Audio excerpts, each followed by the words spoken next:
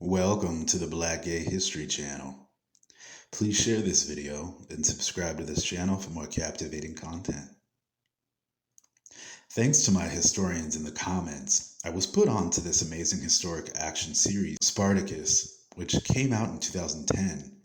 I totally missed out on this series because it's so gay. The action is amazing, and clearly the effects and cinematography are inspired by the popular historic action movie 300. If you're looking for muscular men, lots of full frontal nudity, homoerotic buddy jokes, and actual gay characters, then Spartacus is for you. I mean, in the first couple episodes, there's a naked fighting scene between Spartacus and another one of the gladiators in the series, so I totally understand why the gays were eating the series up. I'm just so mad I didn't know till now. Besides the homoerotic jokes, there is an actual gay couple in the first season, Petros and Barka, an Egyptian servant, and a gladiator who are captured and forced to work in the Ludas, a training camp for gladiators owned by the conniving and self-serving Roman Petro.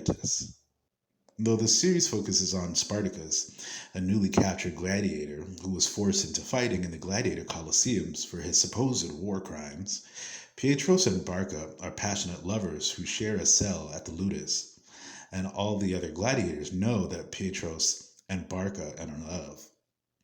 I also love that there are black people in this cast because finally more people are realizing Africans were in fact present in ancient Rome. I loved how in the first fights, when Spartacus and the other men who are captured are being prepped for their first fight, they are surrounded by amazing food and gorgeous women, many of them making out with each other. Speaking of lesbian imagery, Lucy Lawless plays Petro' wife, who is in an open relationship with him and also does her fair share of conniving and treachery like her husband. I was just watching Xena, the Warrior Princess, and I'm also a big fan of Salem, so seeing her in this role was a welcome surprise. Most of the gladiators are brutal to Spartacus, but he grows a soft spot for Petros, who goes out of his way to be kind to him during training, especially after he's gotten his ass kicked. It was clear to me and the other gladiators that though he loves Barka, he also had a sweet spot for Spartacus. In a cute scene, one of the gladiators clocked the exchange between Petros and Spartacus, saying, "Your boy fancies the Thracian, does he?" And Barka smugly replies, "My keeps him well filled." I love that Petros is known to be an Egyptian, and surprise, they actually cast a black person to play an Egyptian in a Hollywood production. Wow, it must be a miracle. Though he's a servant and doesn't do the fighting, his lover Barca is from Carthage, an ancient city that was once in North Africa, particularly in Tunisia, and has a reputation as one of the toughest fighters, called the Beast of Carthage. In the fourth episode of the first season, Spartacus comes back from a brutal battle and passes by Petros' and Barcus' cell to see them passionately going at it. Petros giving Spartacus a devilish grin as Barca tugs on his hair from the back.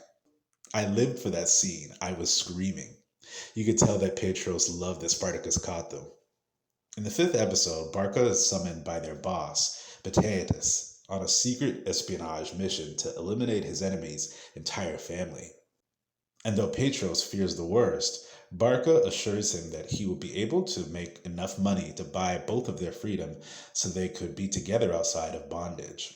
Barca unalives all of the marks, but takes mercy on a little boy and lets him wander off, hoping to secure the money and his freedom before the loose end, the child, is discovered. It seems even Barca has morals and couldn't unalive an innocent child even if it meant his own life. When Barca and Petros reunite and kiss each other passionately, they celebrate they are finally going to be free soon. But before Barca can secure his payment, news of the young boy surviving gets back to the Ludas, and Bataetus decides to find out the truth. Our boy Petros was way too young and trusting to realize that when he was being questioned by Bataetus, that he was only sealing his lover's tragic fate, telling Bataetus that, in fact, Barca did spare the boy's life. When questioned, Barca tries to lie and escape, but is brutally unalived by Bataetus and his guards. But instead of the truth of his death getting out, the other gladiators and Petros are told that Barca paid for his own freedom and left, leaving Petros not only heartbroken, but vulnerable to another brutal gladiator named Gnaeus, who was lying in wait to torment and exploit Petros. Sadly, Petros goes from being in love to being beaten up and abused by the evil Gnaeus and forced to be his ex-slave. The other gladiators, including Spartacus, see what's happening to Petros and try to help him when they can, but know there's very little they can do to protect him completely. In a sad and metaphoric scene, when Spartacus realizes that Petros' beloved pet birds are free from their cages, they run to Petros' room and see that he's taken his own life, instead of continuing to be tortured by the brutal Gnaeus. Enraged, Spartacus runs outside where Gnaeus is training and attacks him, and the two start brawling, but their trainer, Onomus, tries to break them up. When Spartacus tells him what has happened to Petros, Gnaeus shows no remorse and says he will truly be missed, especially his lips around mine. Spartacus nearly lets him go, but he decides to kick him off the cliff and sends him screaming to the rocks in the sea below. It was sad how this cute gay love story ended, but that's how many of the love stories, gay or straight, in this series have ended up. Even Spartacus losing his own wife later in this series. I love to see more black gay characters in historic and action series in the future, but shout out to Australian actor Ika Devrel in this series.